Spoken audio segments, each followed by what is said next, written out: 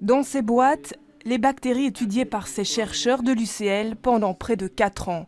4 ans de recherche pour découvrir comment elles arrivent à résister aux attaques des antibiotiques. L'idée, analyser le fonctionnement de leur système d'alarme. On s'est intéressé à une protéine en particulier et cette protéine, elle joue un petit peu le rôle d'un soldat qui fonctionne comme sentinelle. Donc c'est un soldat qui va traverser le premier mur d'enceinte, puis il va aller dans les douves et il va atteindre le deuxième mur d'enceinte et le chemin de ronde et puis il va faire son tour pour s'assurer que tout va bien. Alors quand les antibiotiques attaquent, le parcours de ce soldat est perturbé. Il va parvenir à franchir le premier mur d'enceinte, il va arriver au niveau des douves, et puis là il va être bloqué, il ne parviendra pas à atteindre le mur d'enceinte extérieur.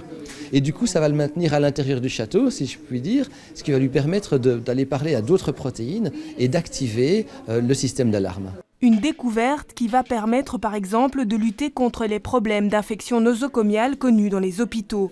On a désormais les clés pour trouver des molécules, des antibiotiques donc, capables de cibler cette alarme et d'empêcher les bactéries d'activer leur mécanisme de défense. Le nombre de souches bactériennes qui deviennent résistantes aux antibiotiques augmente de façon importante. Et en parallèle, le nombre d'antibiotiques nouveaux, développés ou mis sur le marché est en train vraiment de diminuer, voire même de s'assécher complètement.